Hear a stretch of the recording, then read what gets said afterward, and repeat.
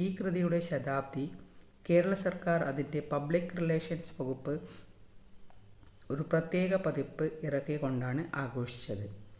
ഇന്ത്യയിലെ പല ഭാഷകളിലും പ്രസ്തുത കൃതിയുടെ തർജ്ജമകൾ നിലവിൽ വന്നു. 10 ശ്ലോകങ്ങളടങ്ങിയ ഒരു കൊച്ചു കൃതിക്ക് കിട്ടാവുന്ന ഏറ്റവും വലിയ ബഹുമതിയാണ് ദൈവമീ കാത്തു കൊൾകങ്ങു കൈവിടാതിങ്ങു ഞങ്ങളെ നാവികൻ നീ ഭവാബ്ദിക്കു രാവിവൻ തോണി നിൻപദം. ദൈവമേ, ഈ ലോകത്തിൽ കൈവിടയാതെ ഞങ്ങളെ കാത്തുകൊള്ളണമേ. ഈ സംസാര സമുദ്രത്തിന് അങ്ങ് കപ്പിത്താനും അങ്ങയുടെ കാലടി അങ്ങരുളിയ മൊഴിയുമാണ് ദൈവദശകത്തിൻ്റെ അവസാന ഘട്ടത്തിൽ ഗുരുദേവൻ പറയുന്നത്. ആഴമേറും നിൻ മഹസ്സാമാഴിയിൽ ഞങ്ങളാകവേ ആഴണം വാഴണം നിത്യം വാഴണം വാഴണം സുഖം.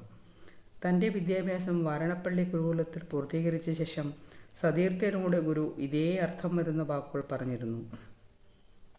നാം ആഴമേറും മഹാസമുദ്രത്തിലേക്ക് ഇറങ്ങാൻ പോവുകയാണ്.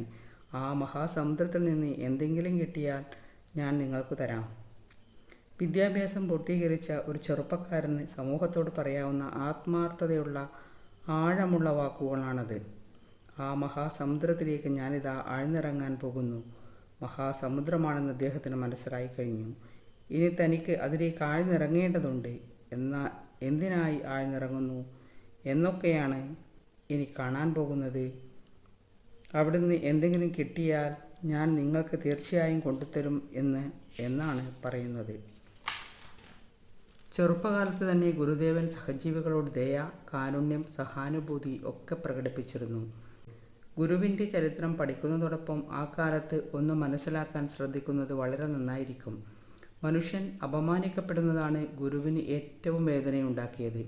അക്കാലത്ത് മൃഗങ്ങൾ സഞ്ചരിക്കാവുന്ന പാതയിലൂടെ ഒരു വിഭാഗം ആളുകൾ ഇന്ന ജാതിയിൽ പിറന്നു എന്നതുകൊണ്ട് മാത്രം സഞ്ചാരത്തിന് വിലക്കപ്പെട്ടിരുന്നു. വൈക്കം സത്യാഗ്രഹം പോലുള്ള ചരിത്ര സംഭവങ്ങൾ ഈ കാലഘട്ടത്തിൻ്റെ നിദർശനമാണ്. ഈ അപമാനിക്കപ്പെട്ട മനുഷ്യരിലാണ് തനിക്ക് ഏറ്റവും കൂടുതൽ വേദന ഉണ്ടായത് എന്ന് ഗുരു പറഞ്ഞിട്ടുണ്ട്. ഗുരുവിൻ്റെ ശിഷ്യനായ മഹാകവി കുമാരനാശാൻ്റെ തൊട്ടുകൂണ്ടാതവർ തീണ്ടിക്കൂടാതവർ സൃഷ്ടിയിൽ പെട്ടാലും ദോഷമുള്ളോർ കെട്ടില്ലാതോർ തമ്മിൽ ഉണ്ണാതോരിങ്ങനെ ഒട്ടല്ലോ ജാതിക്കോമരങ്ങൾ എന്ന വരി നമ്മെ ആ കറുത്ത കാലത്തിലേക്ക് നയിക്കുന്നു.